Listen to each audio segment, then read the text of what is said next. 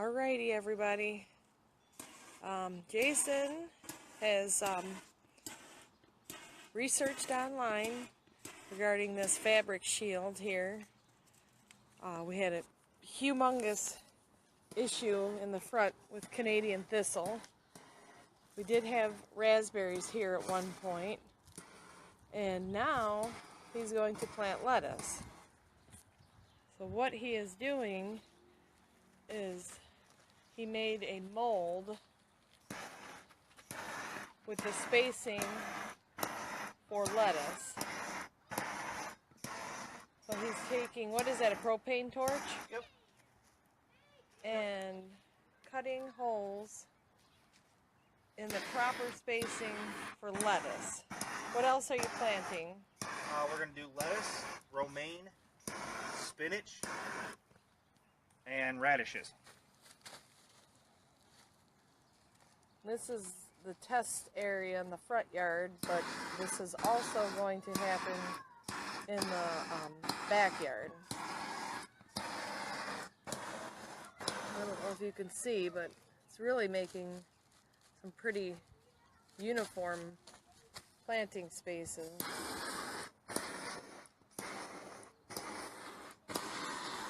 This is going to help with issues that we've been having with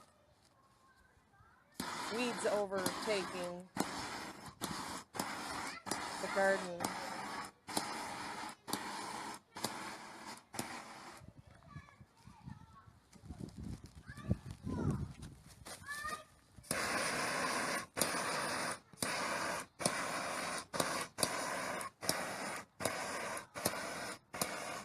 And because, see, one of the best reasons for using the fire is that this is like a plastic-based weed fabric, so it actually singes the edges so it won't fray.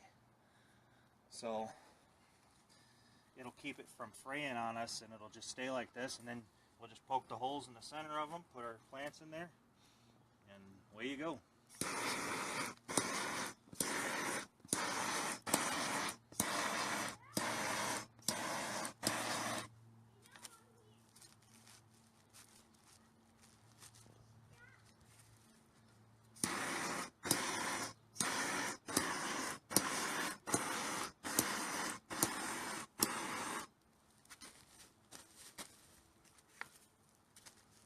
Hi, Rebecca. Say hi to Rebecca, baby. Hi, Rebecca.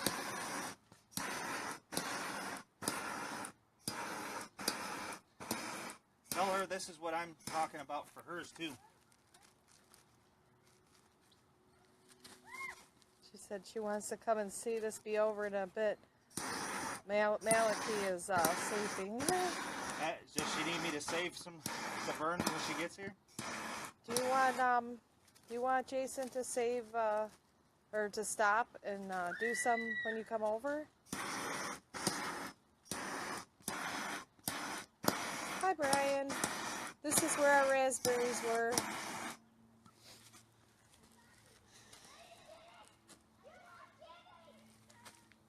So he's got some extra soil here. He did go to Home Depot yesterday and is going to sift.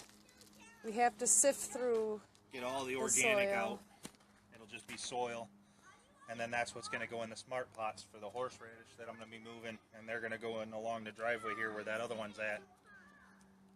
Okay, now tell us what's in these pots. So that pot there is part of that horseradish. So what you're seeing right there is horseradish. So there's going to be this one here, and then there'll be one in front of each one of these posts for the grapevines, but along the edge of the driveway. The horseradish looks a little leggy because he pulled it out. It's really not the right time to pull out the horseradish, but we're taking the horseradish from underneath the grapevine and moving them to the pots because the horseradish... Well, first of all, it's trying to take over. Second of all, when it's in the ground, it's really hard to pull up. And if you want to use it, you've got to put it somewhere where it's easy to get to. So we're going to try the smart pots this year. We've got the big...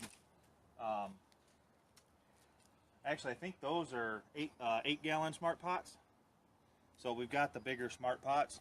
So we're going to see about going ahead and getting it to grow in there. We have grown potatoes in these smart pots before with pretty decent success too, but not sure if we're growing potatoes this year.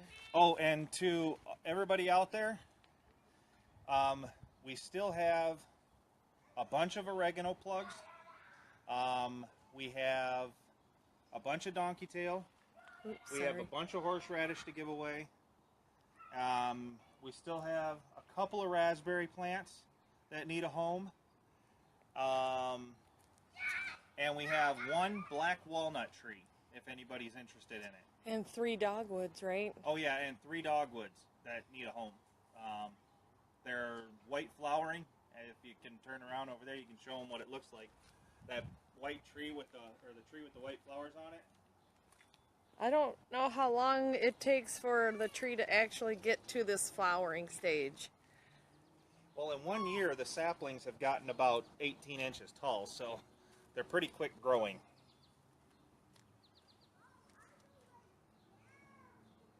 These are the Easter pansies, Johnny jump ups that we planted. Our front yard is a bit of a mess, but it always is at this time of year. We're waiting to see what comes up on its own. We've had moss rose come up for us 5 years in a row. Yep. Yeah, we let it get a little crazy, but then we go ahead and we move what we want to keep, and then we get it under control and tame it again. So I just noticed today that there's got to be 6 milkweed that are in the middle of the grass that need to be moved, along with more of your cosmos that need to be moved. There are also milkweed seeds that I'm trying to start in the house. We have a couple people that requested some milkweed.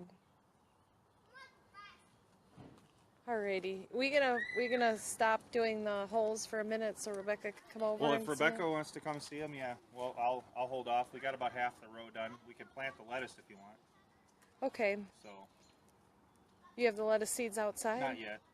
Okay, I will. We can come back when we get the lettuce and everything hooked There's up. Bailey trying to walk to China.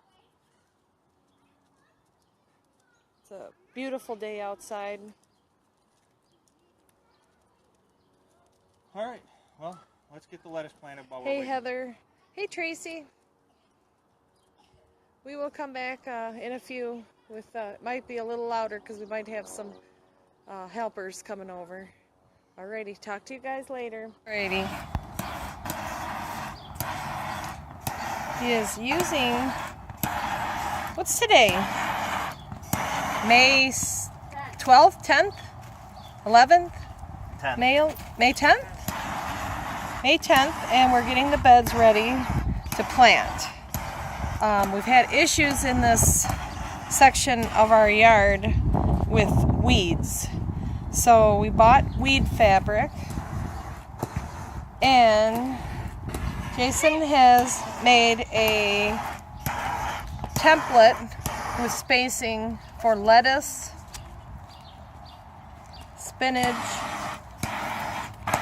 and radishes and romaine lettuce. What he's doing is basically cauterizing the fabric so it doesn't just keep tearing.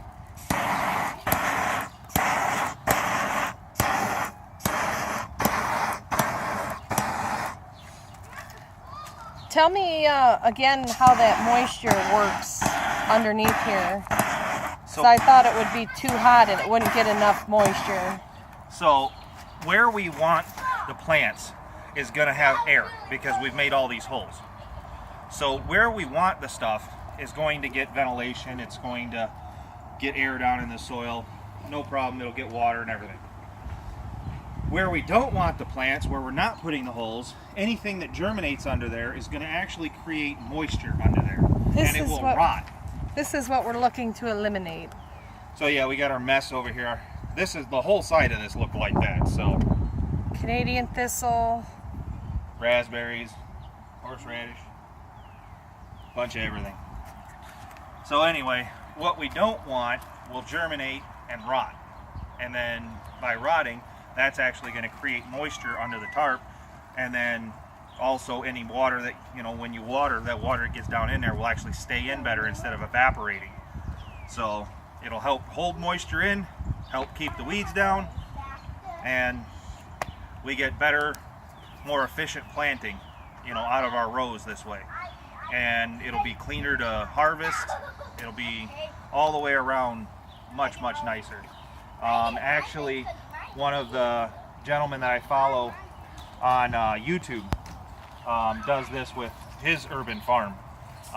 He's out of Canada, and he does this, and that's where I picked it up from. So this isn't my idea.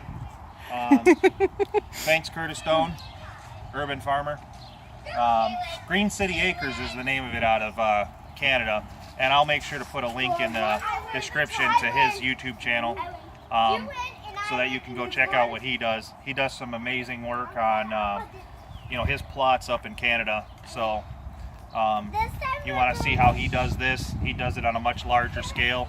This is where I just picked it up from. Thought we'd give it a try because we're always battling weeds here. Kind of give us a little background about where this is. This is city urban gardening. This is the side plot of dirt next to our driveway. Yeah.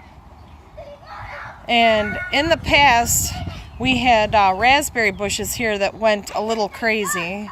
And we also have grapevines, which we've had some very good success with. Very tasty. We took the raspberries out because we weren't able to control them in this section. Yeah, they need a little more room, I think, than what we were able to give them. You know, so I think this is going to be a better use of the space. And I know that there's going to be some of you urban farmers out there that are looking at me doing it like this with my little propane torch and probably laughing at me, because I know Curtis Stone, when he does his, he's got the big wand, you know, torch, and does them 6 layers at a time, and, you know, bigger piece of plywood. But, you know, it's what I've got, and we're just starting with it, so we want to try and get a better production going. So this is what we've got. This is how we're working it. So don't be too hard on me. Now, what type of wood did you make that cutout out of? This is just a scrap piece of plywood I had laying around.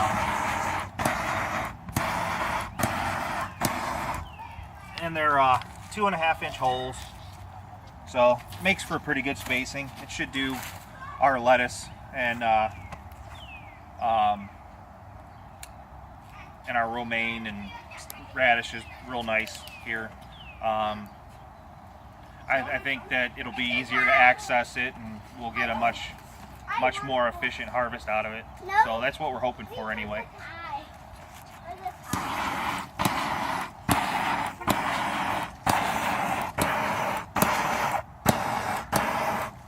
And I apologize for my camera skills.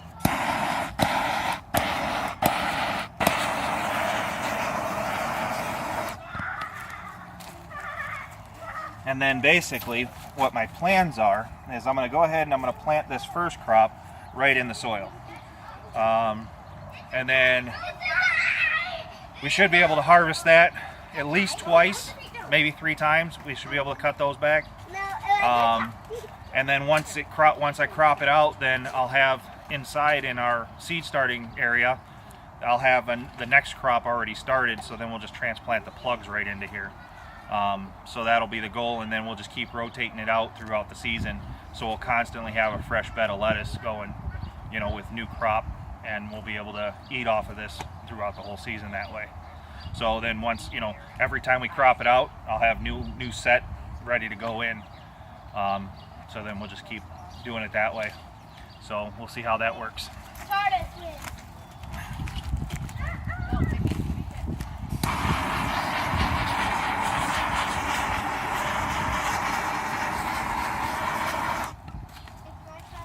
Typically, you said most people remove this at the end of the season?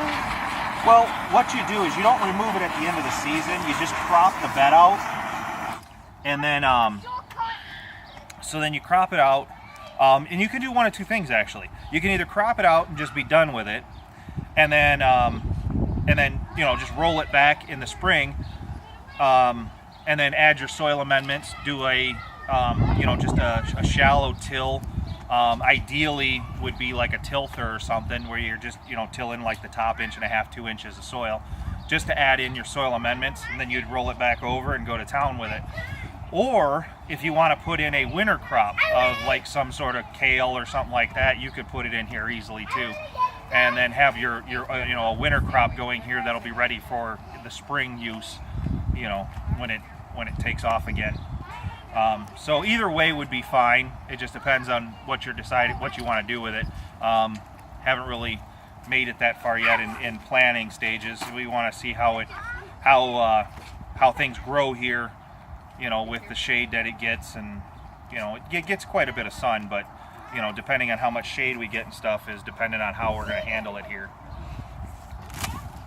Yeah, about an hour ago it was pretty sunny here. What time is it? Local time. You know what time it is?